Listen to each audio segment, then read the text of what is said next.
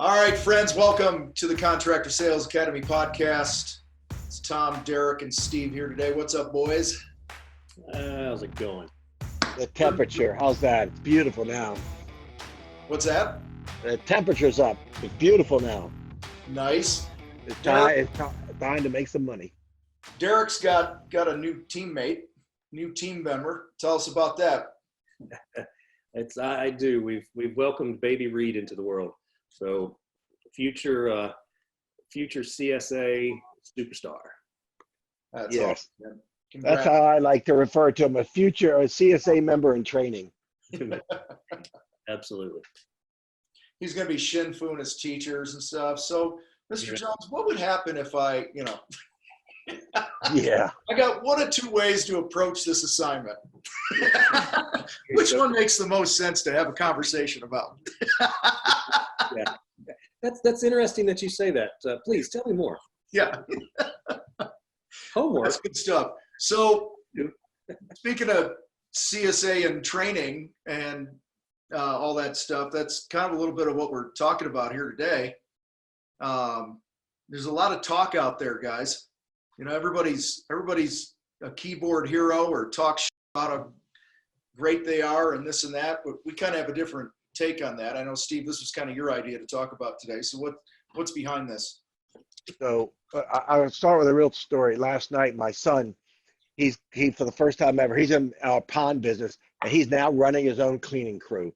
So he gets home from cleaning, he's dog-ass tired, and what he has to do is call the people tomorrow to set up the appointment so they're all home so they can go clean their ponds.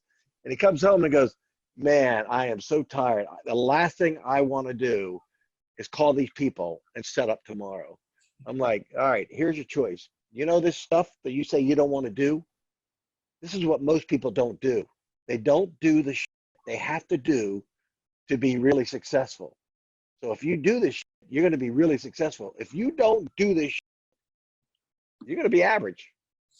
Mm-hmm. And so when it comes to learning how to sell, and the three of us know one thing, you have to practice. It's like anything else. It is field goals, it's free throws, it's slap shots. It's like anything else. You need to practice, and you cannot practice like shit, because however you practice is how you're going to play. I mean, if you imagine you were going to practice three throws and you were just going to be a little off every time. That's how you practice them, and you're cool with that. Not one basket ever went through the hoop. It came close, but it never went through the hoop. But you were just cool with that kind of practice. What is going to happen when you get in the game? So here's the overall arching idea that I have, and I just got this from some book I read, but it's the truth. You know, you are not what you think. You are what you do. Your life right now is a direct result of all of your actions, not your thoughts throughout your entire life. It's the shit you've actually done and not done. So if you're in a good place, congratulations, you deserve it. If you're in a bad place right now, congratulations, you deserve it. I'm taking notes on all this stuff. Yeah, well, so it's true. You just got to get off your ass. You got to practice, and you have to practice well, and you have to practice this role play. This is how to be a salesman with someone else that will call you out. You cannot practice with someone that's just going to give you a pass and go, you know, all the free throws you just missed, they're all good with me. Someone's got to look you square in the eye and go, you know what? That was a crappy practice. You didn't make one ball in the basket. So it's got to matter. And if you don't want to do this hard work, then turn off this podcast right now. Just turn it off, because we don't have a silver bullet. This is what we really have. You want to be successful? You want to be rich? You want to be happy? You have to work your ass off for all those things. And if you want to do that, you'll get all those things. You trust me. You're listening to three very successful, but yet below average people. Honestly, I know all three of us, and it takes the three of us to get 100 on a test. Yeah, I can promise you that. But when it comes to the shit that's important in life, we practice. and practice hard. And we call each other out. Oh yeah. So I was talking to somebody the other day who's been part of the CSA for a long time and is actually one of the best salespeople and this and that. And their spouse said to me, "Yeah, I think he's really slacking. I'm hearing him on the phone, and he's not what he used to be," is what she told me. And it's funny because I said to her, "Yeah, this sales thing, staying sharp is no different than, if you're on the PGA Tour, chances are you probably go to the range every day. If you're a Major League Baseball player, chances are you go into the batting cages every day." And she's like, "Yeah, that's exactly it. He makes these excuses for why he's so busy, and he's kind of slacked on practicing and doing the role plays." And so, guys, this is, you don't use it, you lose it, man. You're not as sharp as you once were, and nobody gives a what we were. We only care what we are now. I'm only as good as my last sales call, or if you're, an athlete, you're only as good as your last field goal attempt or whatever. And so, Derek, you want to say something because I can tell you're chuckling there. What's going on? I'm just thinking about like these different Southern quotes, and you're only as good as you once was. Yeah. And then my favorite is in this genre is the Mike Tyson quote that everybody has a plan until I punch him in the face. Yeah. That's what's going on if you're not role playing, if you're not practicing. You're not going to be good. You're going to step in the ring with a prospect, Mike Tyson, and you're just going to kind of go at it, and they're just going to hand you your ass. And kind of what you're saying, that really is the secret sauce, man. It's just you have to do it, not think it. So we can share all this information with you, but until you really engage, and hell, it's role playing anything. There's a lot of stuff that I'm reading and listening to now that parallels the sales process, which is really all of life. It's you. If you think differently and you start doing differently, you're not the same person. And that's what happens within these role plays and within our group and our Facebook pages and some of the chats we've been doing. I'm realizing that I am truly not the same person that I was 6 years ago. And I have to think back. I remember, we go and we just show up in people's yards and their spaces, right? But I can't even remember what the hell I was even saying. Like I'm trying to go back and remember, what did it look like? And I'm thinking I knocked on the door and then what the hell came out of my mouth? And when I'm standing in the backyard, what was I doing? I kind of have a feeling I was just talking the whole time and didn't even hear anything that they wanted. And was just, it was the Derek show, I guess. I truly don't even remember because now it's a completely different process that I practiced so many times. I stay so current. You could push me in any way, in any direction, and I'm going to be okay. Doesn't mean I'm going to get the deal, but I'm going to protect myself. I'm going to come out unscathed, if nothing else. I'm not going to come out bloody. Eric, let's put it this way. You probably threw up in more backyards than a first-year college kid at a frat party. For sure. Tom, I heard an interview last year by Eric Clapton, and Eric Clapton only goes on the road every so often. He said, "I learned a hard-ass lesson. I went out there and I thought I could, play like I used to." He goes, "I had to cancel my third show because of the blisters on my fingers." He goes, "So I learned before I go on the road, I have to spend at least a couple of months playing every single day just to get my fingers in shape and all of the muscle memory in shape to just go out there and entertain the people." And I'm like, that's a really weird thing, but true thing to talk about. So that's just proof in the pudding, man. You got to practice or you're going to suck. Well, and this is, let's be clear here. If you want to be elite, you need to practice. Eric Clapton could go out and deliver a mediocre show. And if he's okay with that, if that's how he rolls, then you don't need to practice. I saw a quote last week. I'm going to butcher it, but I read some article and they were talking about figure skaters and they were talking about practice and the hours they put in. And some famous dancer or figure skater or whatever in this article I wrote or read said, "There's nothing like falling on your ass on the ice 20,000 times to make you better." And that they were like an Olympian level skater. And that's what we're after here, guys. We're here on this podcast. Hopefully you're here because you want to be elite. You don't want to be average. You know, what were those shirts we had, Steve? Because average, it said because average sucks. Yeah, because average sucks. Like, I don't know about, yeah, I mean, average income sucks. Average health sucks. Average relationships typically suck.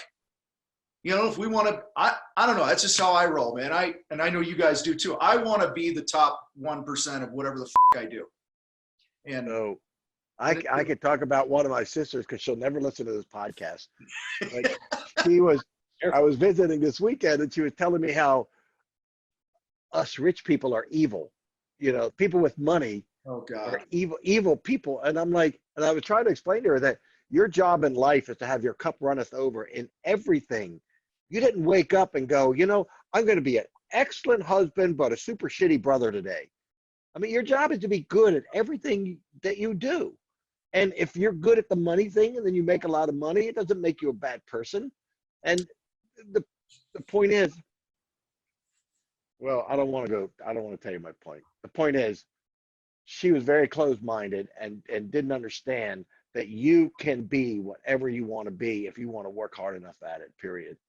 I grew up in a family where nobody made any money. Lots of bankruptcies, lots of debt, gambling, alcoholism, you name it. We had it going on in the family. I was never around it in my family. Money was always shit that other people had, and the kids across the tracks whose dads were doctors and lawyers and all that other shit. It was never our family.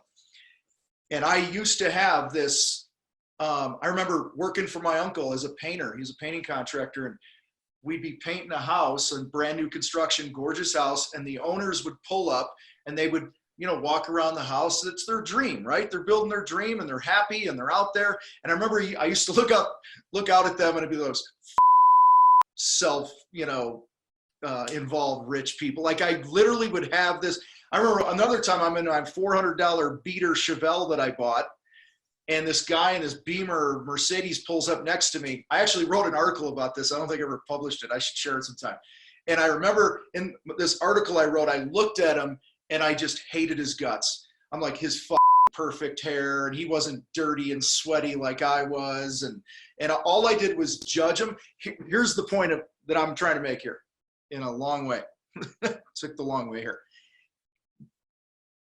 As I've gotten to know people that have money, as I've made more money, as I've watched the three of us grow together, I can honestly say that I think people with money, not handed money, but doing what we're doing, they are the most self-aware, coachable, focused, and disciplined people I know, hands down. Because you don't accidentally in. It takes attention. And so I've totally shifted my perspective. When I see somebody now who's mega rich or whatever, I'm like, that motherfucker worked his ass off, and he had to get real, and he had to own his shit. He had to get coached, and those are all good things. Now, what you do with your money and who you are, whatever, right? But to get it, you had to be a certain, what's the word I'm looking for? Moldable. Well, let me tell you that there's another big thing, because I only hang out with successful people. And what do they do with their money? They're the most generous people I've ever met. They give it away. I mean, you know, you've seen it, you've been around it. You see these people, they pick up dinner tabs, they pay for this, they send gifts out, they give to charity, they give a shit. They remember where they came from. Dude, I was able to go Sunday night. My girlfriend's daughter had a performance for her band at school, percussion ensemble, and it was a big fundraiser. And I remember how I felt. I just walked around. It was a silent auction. I just had a pen, and I'm like, yeah, I'll bid on that. Yeah, I'll bid on that. Yeah, I'll bid on that. By the end of the night, you know, I think I didn't drop that much money. I might have dropped 150, 160 bucks on this auction shit. But I remember just having this thing like, this is a fundraiser. This is going to help the school. This is, you know, they need money.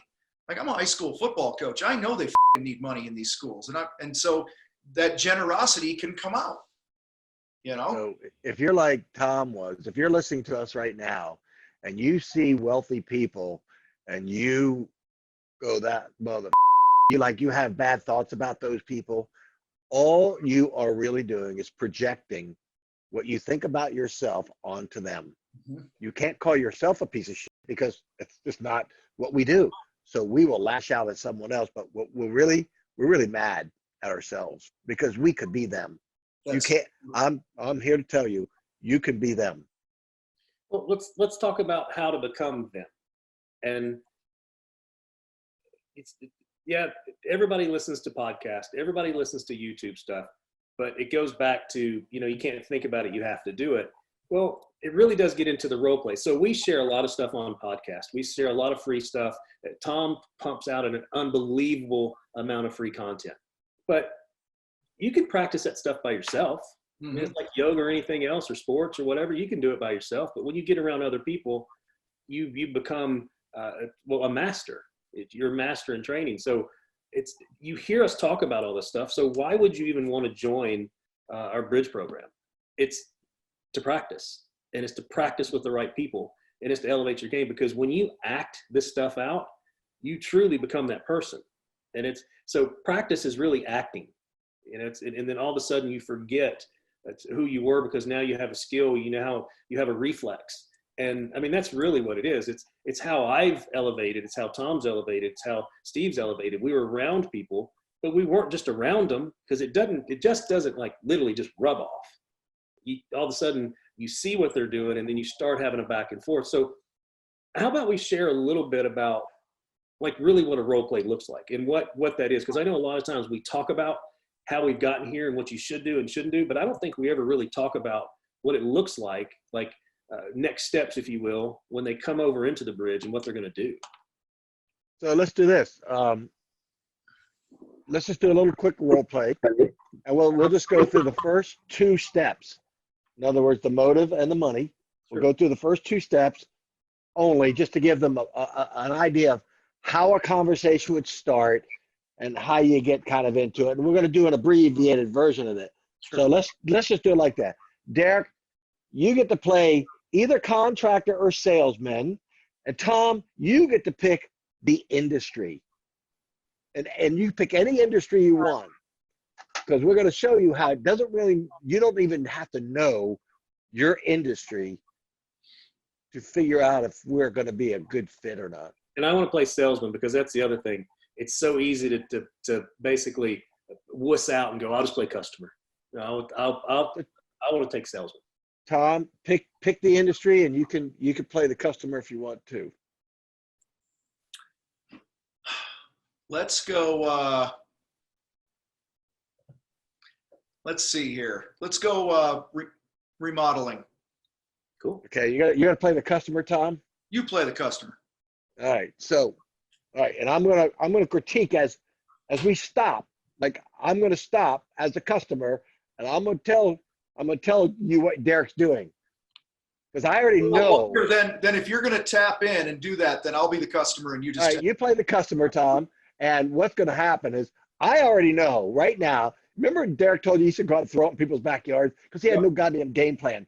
Derek has a very honed in, skilled game plan. And I know what it is. Tom knows what it is, because we practice this shit. So I'm going to actually narrate and just tell you what's happening the whole time. So take it away. So I'll set it up. The phone rings.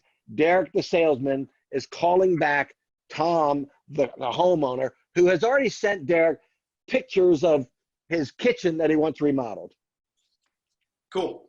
So what I'm going to do too is, we actually, in our group, we have these checklists that we use. This is how we take notes. So I'm going to take notes in an organized manner so that I don't miss anything. So okay, stop. This is a podcast, Derek. So Derek held up a sheet that's already pre-filled out, so he can keep track of stuff. That's what he was talking about. Nice narration already. So, Tom, answer your phone, please. Hello, this is Tom. Hey, Tom, this is Derek with Derek's Remodeling, man. Thank you so much for sending those pictures over. I've been really excited to talk with you about this stuff. Tell me what's going on, man. How can I help you? Hey, I appreciate you getting back to me so quick. So, listen, I bought this house a couple years ago. It's about a 40-year-old home. Need to update the kitchen. I got some plans for the place that I need to step up our game here a little bit before those can happen, and just wanted to get a quote on what it would cost to remodel this thing. That's fantastic. Thank you for giving me the opportunity to to walk with you through this process. And I mean, geez, a 40-year-old home and you're looking to do some updates, that's got to be overwhelming. Yeah, I bought the ugliest house on the cul-de-sac, and I have a lot of vision for the place. So it's just kind of, you know, we did some floors and some painting, and so that looks nice. But you know, kitchen's a mess. Man, you're saying magic words to me right now. I love it when a customer has a vision.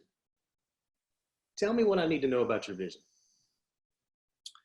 Well, ultimately, you know, I live in a tourist town here in Colorado, and which of course you know that because you're in Colorado too, because we're role playing and you're the contractor. But anyway, you know, I'm in a tourist town here.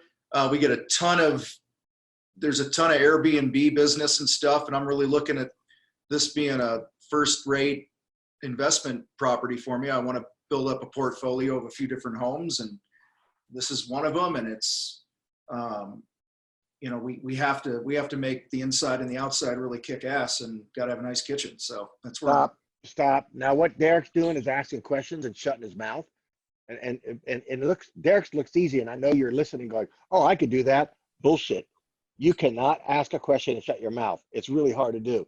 And not only that, what Derek just did, he gave him sort of a magic wand, like, tell me your vision.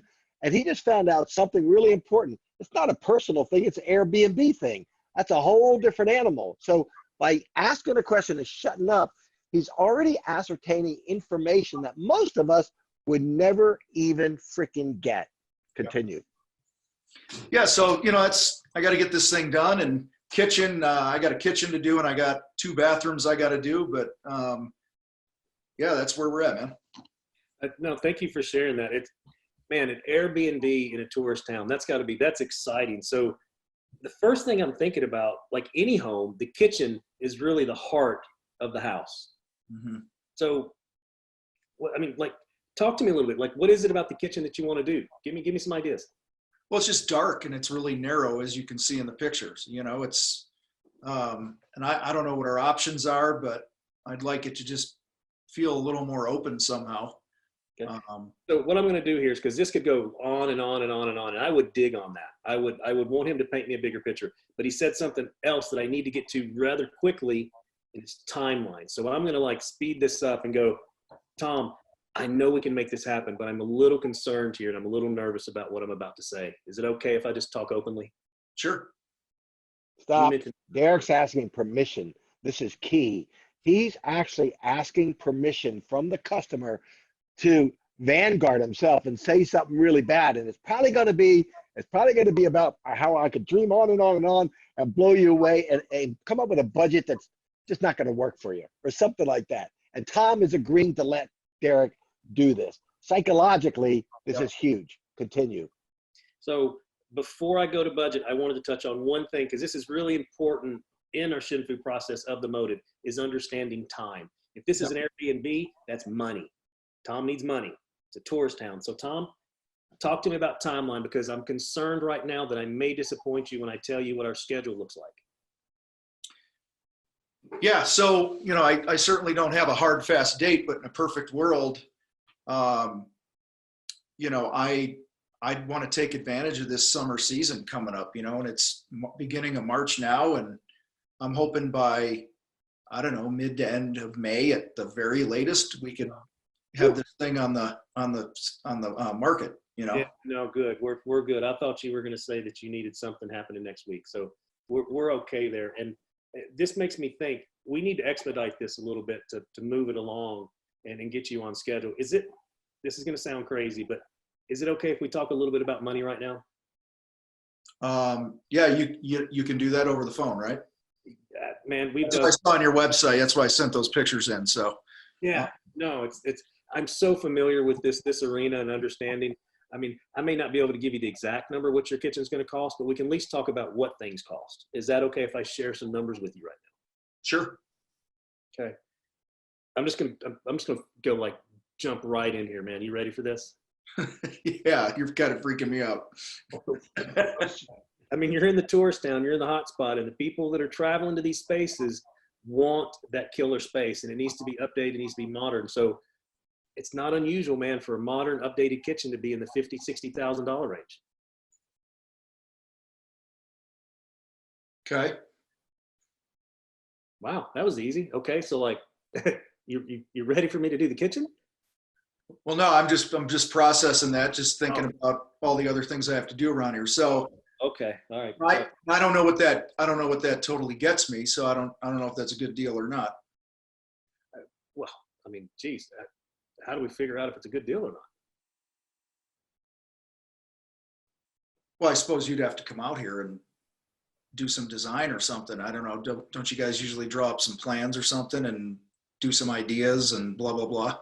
Absolutely. We would definitely not want to, jump into a project like this with not having a solid plan. So before we get to that plan, I'm noticing a little bit of, is it okay if I talk openly?